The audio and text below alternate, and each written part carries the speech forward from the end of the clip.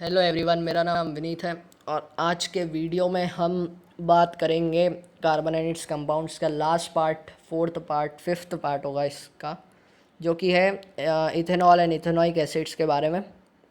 तो हम चलते हैं अब इथेनॉल्स और ethanoic acids, properties of ethanol पे चलते हैं।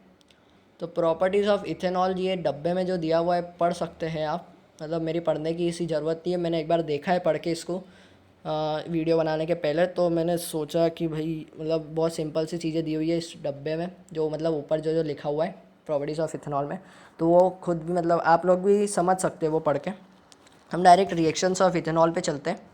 तो रिएक्शन विद सोडियम है पहला, तो उस रिएक्शन विद सोडियम होगा 2Na plus 2CH3CH2OH gives 2CH3CH2ONA plus H2।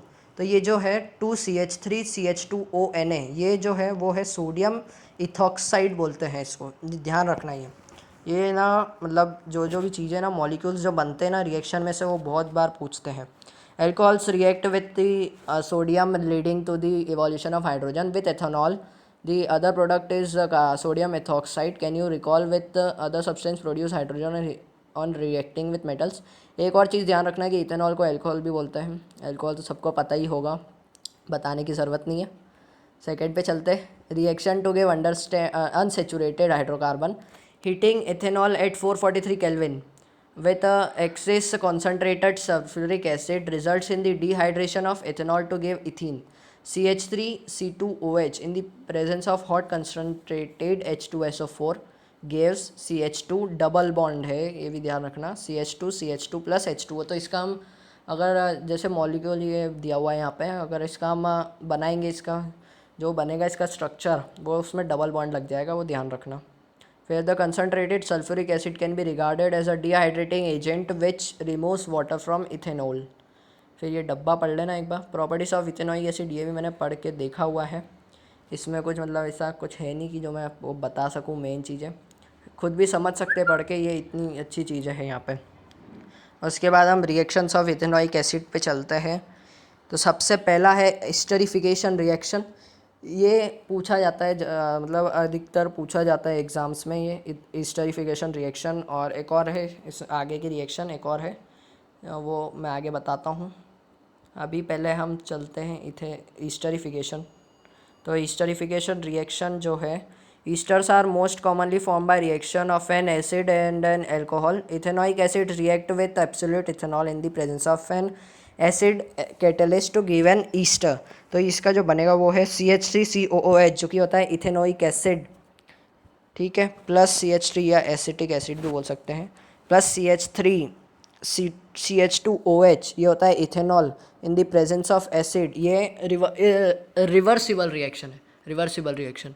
CH3CCOCH2 ये होता है हमारा ईस्टर बन रहा है, CH3 प्लस CH2O। तो इसका हम अगर स्ट्रक्चर बनाएंगे तो डबल बॉन्ड्स, सिंगल बॉन्ड सब यूज़, दोनों बॉन्ड्स यूज़ होगा इसमें। तो ये देख लेना एक बार, ये याद कर लेना मतलब। और एक है हमारी सेपोनिफिकेशन रिएक्शन अगली, जो कि ये ऊपर दी हुई है, CH3COOC2H5 in the presence of NaOH gives C2H5OH plus CH3COONA। ये भी ध्यान रखना, ये भी इंपॉर्टेंट रिएक्शन है, दोनों की दोनों। तो बहुत ही मतलब ज़्यादातर पूछी जाती है, तो मैं बता रहा हूँ। फिर how does ethanoic acid react with carbonates and hydrogen carbonates, तो एक्टिविटी पढ़ लेना, आ जाएगी समझ में, मतलब ऐसा बता रहा हूँ मैं आपको, ठीक है। The salt produced in commonly called, इधर फिर reaction with carbonates and hydrogen carbonates दिया हुआ है, 2CH3COOH plus Na2CO3 in the gives 2CH3COONA plus H2O plus CO2। CH3COOH plus NaHCO3 gives CH3COONA plus H2O plus CO2। दो reactions दी थी इधर। फिर ये दो क्वेश्चन से एक बार देख लेना, फिर मैं बताऊँगा बाद में। अब सोप्स एंड डिटर्जेंट्स पे चलते हैं, लास्ट जो है वो डब्बे के मदद से मैं समझाता हूँ। इधर जो डब्बे में दिया हुआ है सोप्स एंड रिएक्शंस का, तो मिसल फॉर्मेशन जो होता है इसमें, सोप्स एंड रिएक्शन में बनता है हमारा मिसल फॉर्मेशन। तो ये ध्यान रखना, soaps are molecules in which the two ends have different properties. One is hydrophilic, that is it interacts with water, while the other end is hydrophobic, that is interacts with hydrocarbons। तो दो and होते हैं, तो आगे वाला होता है hydrophilic और पीछे वाला एंड होता है उसका हाइड्रोफोबिक। ये सोप मॉलिक्यूल इधर दिया हुआ है, छोटा सा एक पार्ट दिया हुआ है इसका, ये देखना। ठीक है। The hydrophobic trail of soap will not be soluble in water and the soap will align along the surface of water inside the ionic end in water and the carbon tail protruding out of water inside water। तो ये पढ़ लेना, जो important था वो मैंने बताया अभी। हाइड्रोफिलिक किसको बोलते हैं, हाइड्रोफोबिक किसको बोलते हैं, किसमें वाटर से रिएक्ट कर रहा है, किसमें हाइड्रोकार्बन से रिएक्ट कर रहा है, ये सब बताया। फिर आगे इधर डिटर्जेंट्स के बारे में दिया हुआ है, इधर पूरे डब्बे में स्कम और डिटर्जेंट्स, स्कम बोला है मैंने, SCUM। तो नीचे देख लेना, detergents are generally sodium salts of sulphonic acids और अमोनियम सॉल्ट्स विद क्लोराइड्स और bromides ions etc. Both have long hydrogen chains. The charge ends of each compound do not form insoluble precipitates with the calcium and magnesium ions in hard water. Thus, they remain effective in hard water. Detergents are usually used to make shampoos and products of cleaning clothes. तो ये 2 question और नीचे के पढ़ लेना। फिर what you have learn पढ़ लेना। एक्सरसाइज सॉल्व करना, नहीं आ रही हो एक्सरसाइज में कुछ क्वेश्चंस नहीं आए तो नीचे कमेंट में बताना, और वीडियो को लाइक कर देना। बहुत ही अच्छा चैप्टर था तो इसको ख़त्म करा हमने, लास्ट पार्ट था ये इस चैप्टर का। तो वीडियो को एक लाइक कर देना और चैनल को सब्सक्राइब करना, नहीं तो आगे की बहुत सारी चीज़ें तुम मिस कर सकते हो। Thank you.